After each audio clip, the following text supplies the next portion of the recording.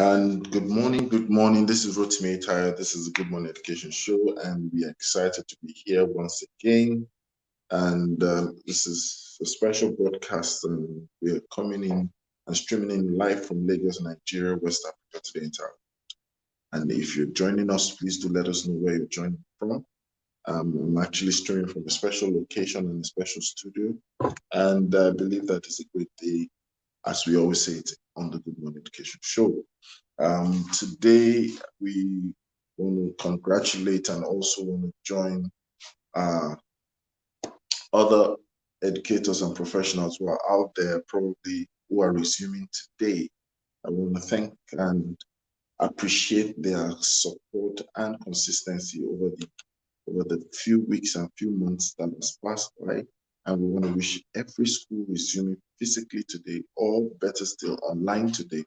We want to wish them, if there's a word like that, happy resumption. And of course, as we always do on the show, we try to make sure that we share thoughts on relevant things that would help individuals out there to be able to, find value and also ensure that they're able to get the best of the things that the profession requires, as the case may be. We are always excited to always read comments from our guests. We always also look forward to comments from you, the audience. So wherever you're streaming from, I would like you to let us know. Do let us know where you're streaming from. Share with us details about your location. And of course, do not hesitate to ensure that everything that we're looking at today, if you have questions, please do ask your questions. And I believe that it's going to be a great day as well. So without wasting much time, without further ado, I would like us to just listen to, how do I put it now? We'll have an advert and then we'll come back as well to talk about the conversation of the day.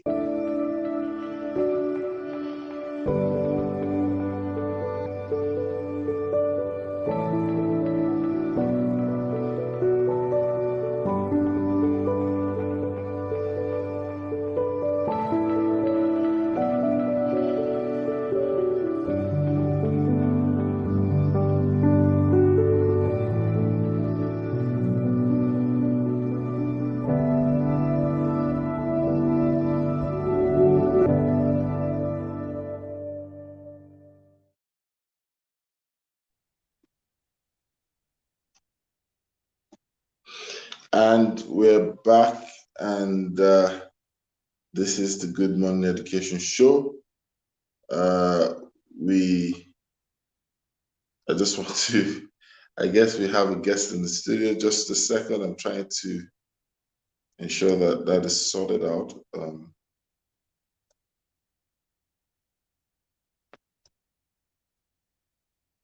Ugochi, good morning, how are you?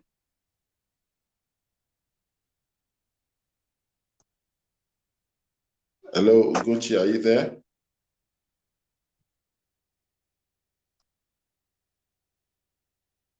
Hello, Ugochi. Safety Chick, how are you today? Safety Chick, are you there? Your mic is on mute, Safety Chick.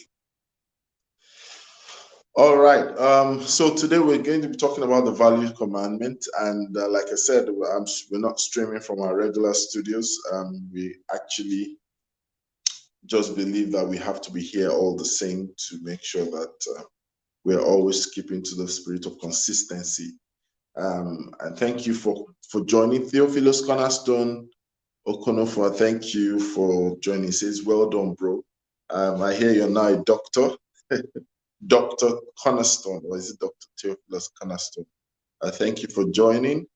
And we're speaking about the value commandment today. And basically what we're trying to just get to do is to ensure that we speak around the subject matter, and then also give people opportunity to hear more and the demands of businesses, especially education businesses, in today's world, right? If Ugochi can hear me now, I would like her to unmute herself so that we could actually have a conversation together. Ugochi, are you there?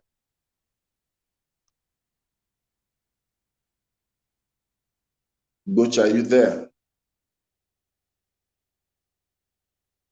Okay, she's probably not hearing me at all. But I believe that everyone else can hear me. I want to believe so.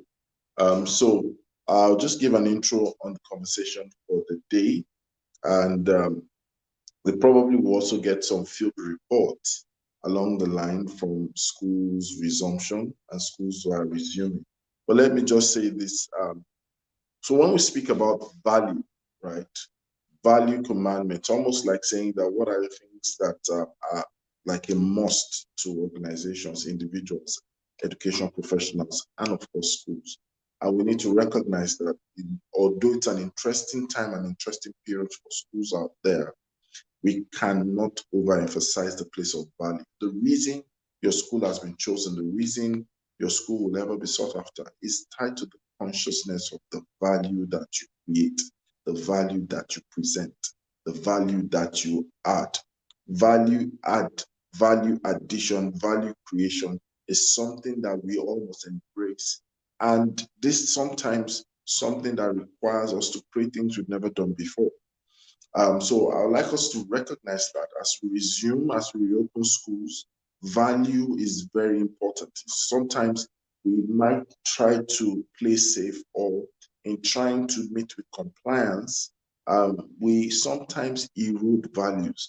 I've seen a lot of times because a lot of people want to cut cost, quality begins to get affected. That in itself affects value. And this is why we're having that conversation today. And I believe that we'll be able to have questions. If you have questions, please do not hesitate to ask your questions. We also believe that this gives us an opportunity to also hear your thoughts on some of the things that we are having to talk about today. So if you're out there and you have conversations that you like to talk on the place of value, please do let us so that we can talk about it as we move along, right? So we're talking about value commandments. And just like, we have 10 commandments, what we're going to do this week is to take each of these key points, right? And, bring it out. We need to recognize, what does value mean? What's the place of value? The importance of value? How do we deliver value? To what extent are we allowed to do or deliver value? These are many more conversations that I would like us to share today.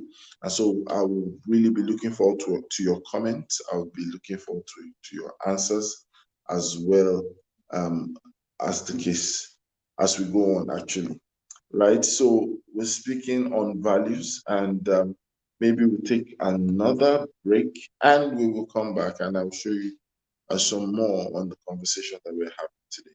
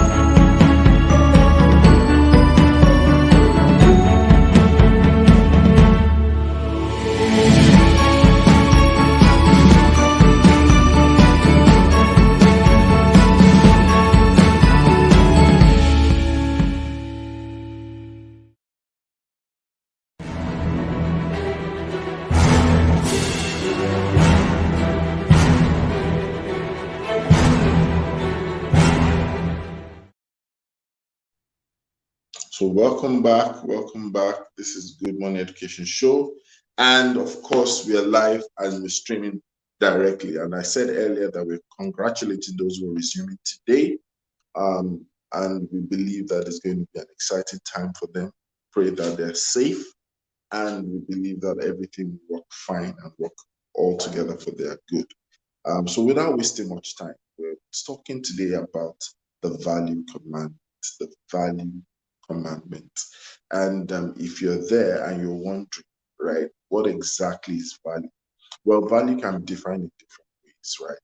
Value can be seen as that addition or that inclusion or that substance that actually fulfills or meets certain needs and desires, right? Value can also be considered as that reality or experience, right, that also satisfies the recipient, right? Whenever value appears, most times you find out that it always comes with reward and results. And we must recognize that one of the key factors, especially whether it's a pandemic, whether it's an economic downturn, whether it's an economic crisis, whether there's a market shrink, whatever it is, you need to recognize one of the best guarantee to navigating out of such situations is to bring value first. A lot of times people consider value as excess and overboard. Sometimes some people consider value as not necessary. And we need to identify this as educators. Why is it that sometimes we don't see or consider value as important as it should be, as necessary and as essential as it should be?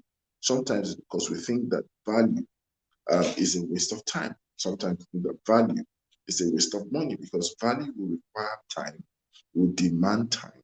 It will require money. It will demand money.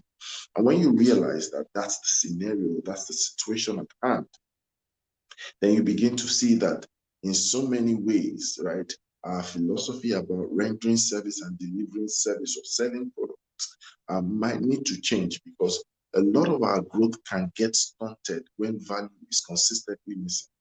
Many people need to realize, especially within the education sphere, that value is what actually sets you apart. The best differentiation factor for a brand in the learning space is the value. And most of the time, you need to actually sit down and craft and identify what value really is to your clients, to the market you're serving. What exactly is value to them? Because when you recognize what value is to them, then you are able to produce and deliver value, immediately, as the case may be. So one of the things that you need to do as we step into resumption, right, is for us to go into the space, is for us to go into resumption with value, in mind. And once that is done, it gives us a better foothold. Titi, good morning. How are you, Titi? Good morning. How are you? Good morning. Good morning, everyone. Good morning, Rotimi. You look like a senator on his way to for a meeting with the president. I like your outfit. Good morning, everyone. Good morning, everyone. Welcome to the Good Morning Education Show. It's a new week. It's an awesome week. It's the start of great things to come for this academic year. So I believe that in the spirit, you're already saying I'm on my way to the. So I don't want to say anything more than that. So you're not far from the truth. You're not far from the truth. So we're speaking from a special location this morning, and of course Ugochi is back online. Ugochi, good morning. Thank you for joining. How are you today? Ugochi, you're on mute. Yes. The mute prefect is back.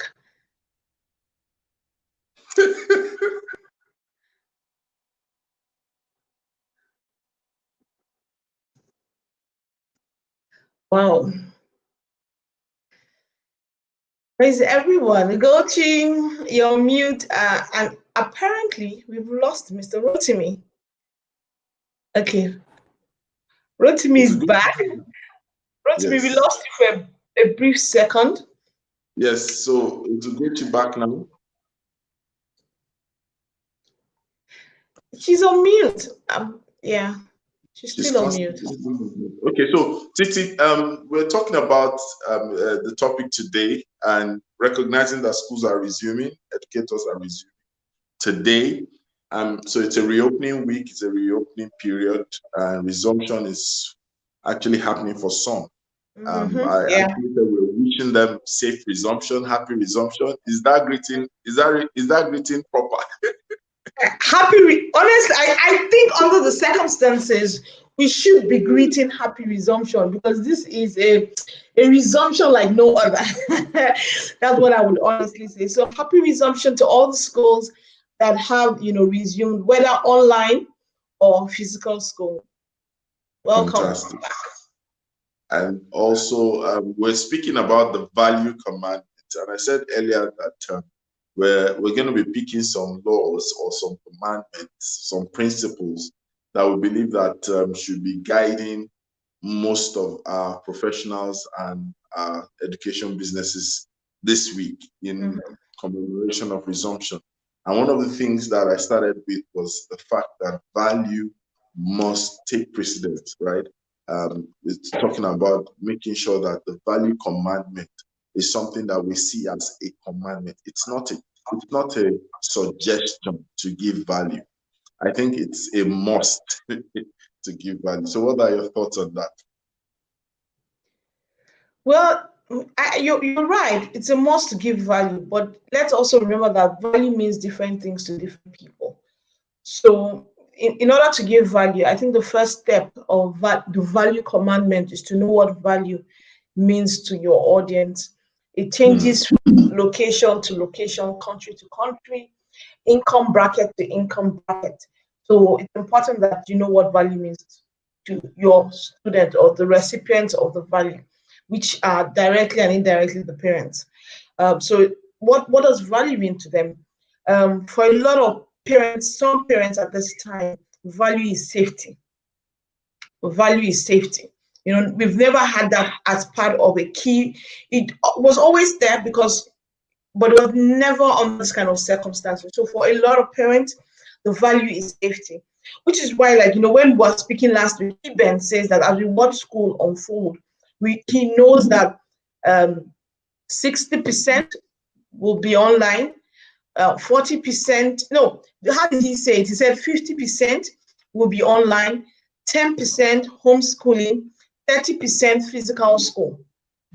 I don't know that I've missed any of the numbers that he said, because in that case, it just shows what value means to different people. So for the homeschooling people, it means that value has changed. They're seeing the advantage of homeschooling. They're seeing the advantage of the value of one-on-one for their kids. They're also, more comfortable with the fact that this one-on-one plus safety is big value for them. So that's why, the 10% that will opt out for, the new value called homeschooling. Then the people that safety is paramount. There's been a message going online. People have forwarded a lot of the message, that particular message of a man that sent out a message, oh, my daughter resumed school, and in 7 days she had COVID, and 7 days she was dead. So that has caused a new bout of panic. And when someone sent it to me, I was like, first of all, can you confirm that the guy's daughter got it from school? Can you confirm, can you confirm this? Can you confirm that before we start, sending out panic? But whether we send out that message or not, value for a lot of parents now is safety. So that is safety. So we need to, for some other people, safety is not as paramount, so they're comfortable with physical school. But let's define what value is right now. Know that the meaning has changed for a lot of people. It's not the same as it was pre-COVID. I like that. You said something very important. I actually was even trying to say it as well, which is we need to define value. But what really excites me is the fact that you said for some, value is safety. And it's almost looking untraditional that you mention safety in the place of value, But it's the truth about it. That's what's happening. A lot of things are kind of coming on the list as opposed to what it used to be. And I think we need to pay attention to that. I think Ugochi is here now. Safety Chick, good morning.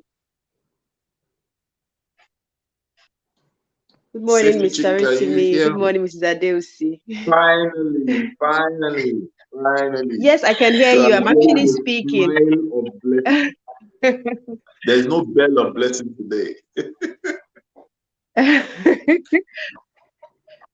Oh, I'm happy you can finally hear me because I've been seeing the screens, but I couldn't see you guys and I couldn't hear anything. I was wondering what's going on. What's going on Anyways, here? just to add to what she was saying, the world has changed now. People people have now seen that within a twinkle of an eye, you can be here today and you are gone tomorrow. So safety is now a priority for a lot of people. It may not be for for everyone, but for more people. More people are looking to do things from inside their house as opposed to going outside. So things have changed. It will never be as it used to be anymore. Fantastic.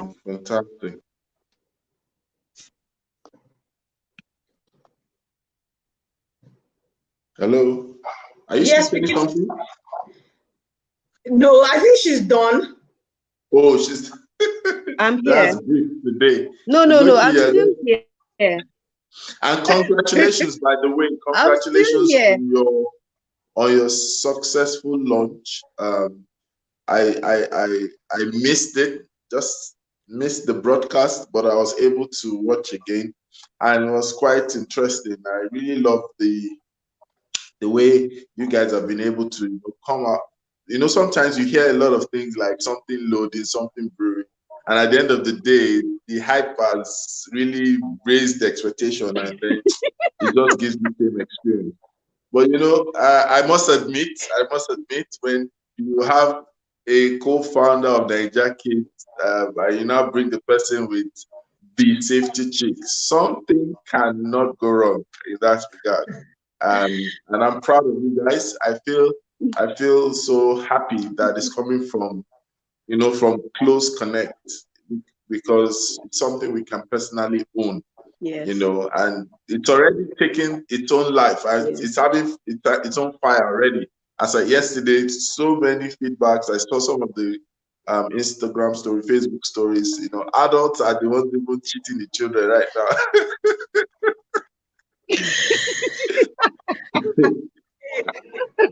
So maybe tell me something about that. Yes, sir. Tell us a little more on that, because that's part of value. Actually, it's part of value. Yes, Rotimi, you're right. Like I said, value has changed for a lot of people. For a lot of people, safety is now paramount, because nobody wants a case where you put the education of your child above their safety. But while safety is important, it's also important that we do not push ourselves into a state of paranoia. That's what I would say.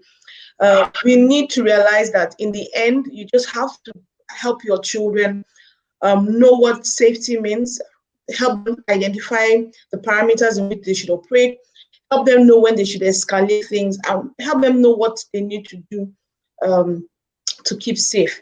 What I keep telling people is, when people start getting anxious and having what I would call excessive anxiety, if I may call that, I always tell them and put the statistics. The statistics says that over 80% of people that have COVID recover. Over 80%, and Safety Chick can confirm that over 80% of people that have COVID recover. So what that means is the people that are more at risk are people that have underlying health conditions. But having said that, it's important that your child knows that. It's important that your child knows what coronavirus is. It's important your child knows how to overcome it, how to prevent it, how to, even if perchance you touch a table that's infected, the fact that you wash your hands, the fact that you do not touch your face, these are things that can help ensure your safety. And that's really what we're all about. How do we educate the children so that if their parents have put up necessary fear or the news or whatever form of anxiety, they are empowered. They're empowered to still realize that they should continue, but they can do so safely. And the safety, they have more power to do so. I think that's really the word. And that's really what the we hope to achieve with the game, to empower the children with the right education in a fun, always a fun and engaging way for them to learn. And what Safety Chick and I was saying is the fact that it's not a one-off tick. It's not I teach my child today. It's a constant reminder. It's a constant thing that we need to do till it becomes part and parcel of everyone. Rotimi, you wanted to say something? No, I said I like that because what you guys have just done is you've taken the normal phrase "knowledge is power" and you've captured it in an experiential form. Now it's no longer knowledge is power, right? It's now tap into power, because once you tap into that power that you're doing, right, already you're getting knowledge. And what the knowledge is doing, because even without even playing the demo or subscribing, already from the little that you guys have shared out there, already you're talking about it's an empowerment drive. You're getting people informed, right? And being informed actually affects our entire disposition over a lot of things. It helps us to take precautions. It helps us to be proactive. And then sometimes it also changes our lifestyle. Because from what I've seen from the game, right, I'm going to be seeing a lot of consciousness in change in lifestyle, which which a lot of people have not been able to achieve, even with the scare. You understand? Even with the scare, some people still put caution to win, but there's a subliminal effect when you're having fun and indirectly you're learning from the process. Very true. All right. Very, very true. I always say that in an emergency, time and knowledge is so important. Can you hear me? That's true. Yes, we can. Yes, we can. Time and knowledge is important. Yeah, so if you have time and then you don't have the knowledge to act, yes, if you have the time but you don't have the knowledge to act, you are in trouble. If you have the knowledge to act and you do not have time, you're also in trouble. So it's really important that you have both. And one of the things I really like about the game is the fact that it sets you in a context so that when you find yourself in that real life situation, because you have done it before, you are able to make better decisions. So what are the likely things that might happen as school resumes? What will you do when you see your friend? What would you do when you have to eat and you're putting on a mask? What would you do after you have used the toilet? All those things are just so important. They set you in that context so that when you not actually find yourself there for real, you have been prepared. So it wasn't just that somebody told you, oh, wash your hands, wear a mask, but you have been mentally prepped for how to act correctly. So I appreciate Mrs. Adewusi for that, because she's the one that taught me about application questions. Before I was just asking straight. But so it's the power of positive association, and it's rubbing off on you, right? It is.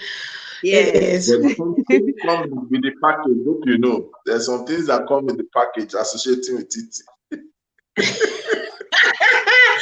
Rotimi, please pray tell.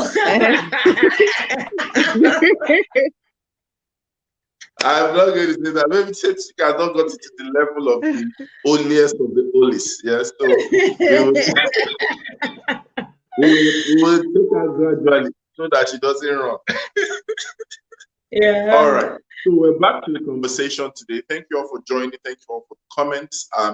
We're speaking about the value commandment, and like you've seen it, value is something that most of us must understand should be like number one priority, naturally and especially this period. And I see so many people not really getting that grasp, And look at the collaboration that you just heard from Safety Chick and Ninja Kids TT as well. It's all trying to add value. It's seeking for creative ways, creative means to add value. So Safety Chick, you've not really talked about the place of value. So I want us to hear from you on not just the place, but how can people begin to infuse value in terms of alignment of values? And I'm not saying values in terms of all things people say, but actually value in the school business. Okay, so you've got to ask yourself, what do you want to be known for? What do you want to stand for?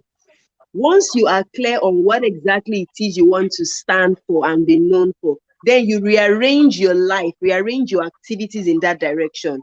So if, for example, you want to be known as, okay, let me even use this example. Some schools say they are Montessori, while some schools say they are not. Now, because they have determined from the beginning that they want to be Montessori, every activity that is done there, from how you enter the school to how the classes are arranged to how the sort of activities happen, it is all in the Montessori style. So it is the same thing here.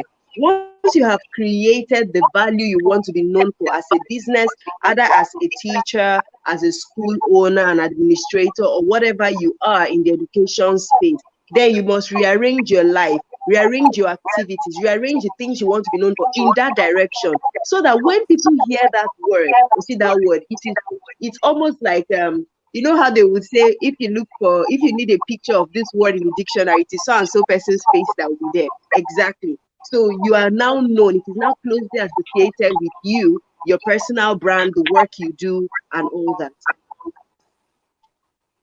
Fantastic, fantastic, right? I don't know if there are questions, but Titi, do you want to add to that? No, I think Safety Chick has said it. So I would say the question now is, how do you add value? So if you move from identifying what value is, how do you go about adding it? Especially when the value has changed from what it is. And it will, I think it's something that when I think about it now, it's something that you should constantly need to do, because value through the life cycle of someone will change. When you first start work, you're all about the money. As you mature, as you start working, you're more about the other benefits, such as now have a wife, you have a child, do they have health insurance? What are the plans for the future? Your perception of value starts to change. Oh, I'm not going to give you an official car. You're tired of jumping bus. So it just also tells me that value will change as people change, as people grow, as people mature, as their income increases. The perception of value also changes. So it's important that when you ask the question, you don't do it once and forget. You keep asking what value is to your customers. And then, like I was saying, the next thing is, how do you deliver that value, especially balancing it with cost. Some people like value, but their own idea of value hasn't reached the equivalent cost. That's what I would say. The Yoruba saying that the soup that is sweet is money. So some people would say they want I want seafood okra, snail, with crab, with fresh prawns, and with stockfish. That's the value they want. But when you then give them the cost of that value, they say, okay, you don't have to add snail. You can remove the snail. You can remove the snail. So I think the next question is just saying, you're laughing at value at what cost? Rotimi, I remember when we were having a discussion, was it the upper week? You were also saying the same thing, whereby people want value. Some people have defined their value, but they are not ready to pay the corresponding cost for that value. So my leading question to the next point is saying, after defining value, what's the value people are ready to pay for? And how do you implement that? Oh, my cousin is on the line. My cousin. Rotimi has cousin. Let me rub my own in his face as well. My cousin is on the line. KK, good morning. Are you there? Until you say KK, she will not respond. KK. I will respond. Good morning. Hi, cousin. How you going? Sorry, I've been talking, so there's just 1,001 things that are going on. So, KK, I have a song for you. Oh, okay. That's a new one. Good morning, Mrs. Ajayi. So let me sing the song. Mrs. KK. Are you ready for the song? Yes, I am. 8 o'clock, boys and girls.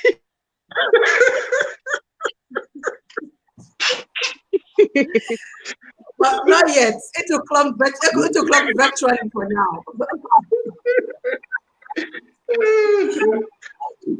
Interesting. So we're talking What's our about topic for value. today? The topic is value commandments, creating value, adding value, giving value. Right, value commandment. That's an Yeah. interesting one. Yeah. And I know that you've been all over the weekend trying to ensure you add value. So do you want to share your thoughts on that? Sorry to me, you say I've come again, but I'm going to come from the angle I typically do, which is that yeah, okay. Because I couldn't hear you very well. So I'm going to come from the angle where how I typically address most issues. When you're giving value, the value must be directly related to who the receiver of value is. If not, it's not value, or it's not valuable. It's value for you, but for that person who is meant to be receiving it, there is not value for them. So value must have a direct relationship with the receiver. And that's something that we all need to understand. And that's where I guess that's coming from a customer services perspective, right? So when you talk about the value commandment, the first thing is, again, it always goes back to a needs assessment. Who needs what? What exactly do they need, right? Because if I'm a patient and I go into my doctor's office and I'm explaining to him or her what I need, and then they're just he's telling me what he thinks I need, I'm not going to leave that off feeling absolutely satisfied that I was heard, even if he's the professional in this regard.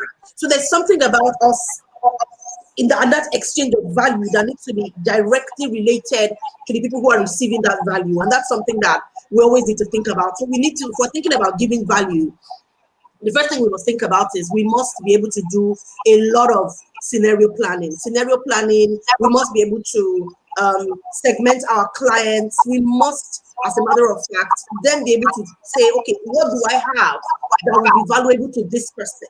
And almost show it to them what is in it for you, right? So we need to take that what is in it for you approach and show them what is in it for you, because they are going to be asking what is in it for me. So we must be able to show them what is in it for them. And that way we can begin to then create value that is relevant to the receivers of the value that we're trying to give. So take a school, for example. Value right now to parents is not just the fact that the children are learning. Value for them is that they're learning safely. So when we have crossed the hurdle of safe learning, then the next thing they begin to look at is, okay, so what are the outcomes? What are the learning outcomes? So we must think of value from the perspective of who am I giving it to and what exactly do they receive? What is value to them? Thank you. Sarah, to me, why are you standing? Sarah, to me, I'm muted. Sarah, to me, muted. Why are you standing?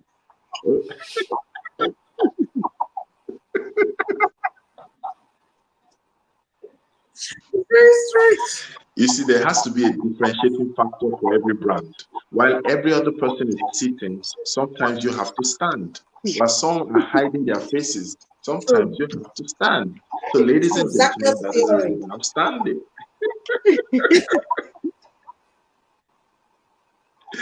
Oh my God. All right. So, one of the things that I think we need to say before we kind of bring the show to an end, today is a short edition. We're trying to also recognize that a lot of our analysts and a lot of our audience are trying to get into the resumption mode. We also have to give value in that regard. So I would like us to explore very quickly, next few seconds, the place of value alignment. Remember that it's not just giving value. The V in the value must identify with the vision of the entire school or the entire outfit, as the case may be. So how do we begin to align value? So there's safety concern. Safety is now like a top-notch value that you use. But then how do we begin to make sure there's value alignment? Right? Because you can see the need for safety, but then your setup, your workforce, your balance sheet. All these things must fall in alignment. How do we do that? Roto, I think just taking your question, the first one is in communication, and communicating the value to people. One of the things I found very interesting, I was listening to one motivational speaker, which I kind of enjoyed his talking.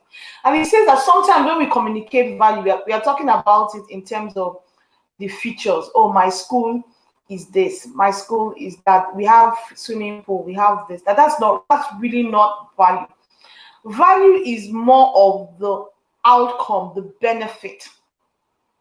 You know, I like the example he gave. You know, there was one woman that was meant to go. She had a hairdresser, it was a dressing salon, and then someone came in and said, "Oh, you mean to do my hair for this amount? That's too much." And then the guy flipped it and said, "What if you're going for an event, and this event is an event of, let's say, your old girls or whatever, and you want a pepper them." You want to pepper them head. You want to go to a place that will give you just any hairdo, or do you want to come to a place that will give you the pepper them? What is that value of pepper them to you? If that value of pepper them related to the value of the cost of so this is just to make it interesting. But the point I took from him is that sometimes we've not been able to communicate value. We are looking at value in terms of listing out the features as a gain. So when I bring it down to education, some people want to go and pay to send their child to let's say a 30K per term preschool. And so what I'm going to tell you is that what is the value of your child being able to speak and read properly, or being able to speak without a very fundamental phonetics flaws, that throughout their life you'll be able to beat your chest knowing that you laid the foundation of the house. What is the cost of that foundation upon which every other building will build? So the foundation, if it's not sure, any other thing that you build on it, which will be more expensive in the future, will be shaky. What's the cost of that value to you? So you see, when you put value and let people begin to see, because some people want to undermine what value is, but you need to bring it in light, because sometimes we can be very myopic. So I like the idea of, when you're talking value, try not to move away from features. Oh, we have a swimming pool, we have a tennis, we have a this, and you begin to really say what value is in the long term.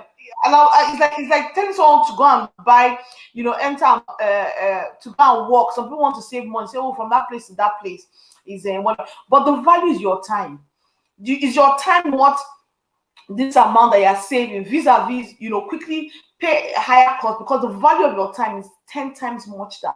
So I think it's defining value for people to allow the alignment to be better.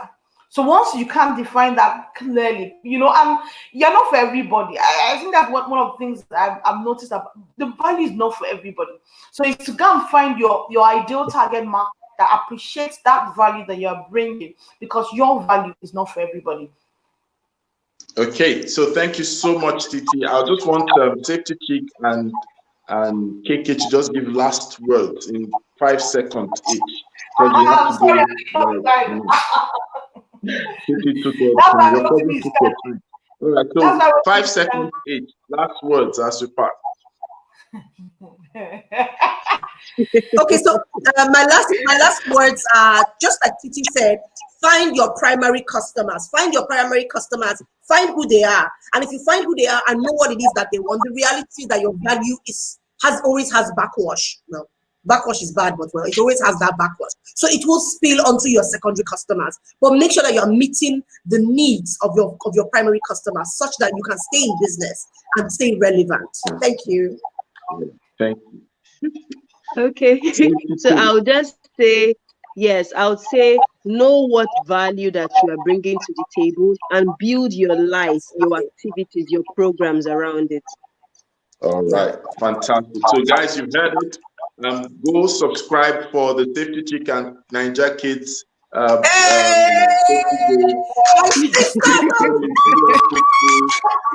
we'll be here tomorrow, and we'll be here live. So ensure you have a great morning. It's always a great morning on the Good Morning Education Show. Take care. Have a great resumption day. Bye. Bye, everyone. Good morning. Thanks for joining us. Good morning, everyone. This is a quick one. As Yes, thank you for joining. Bye.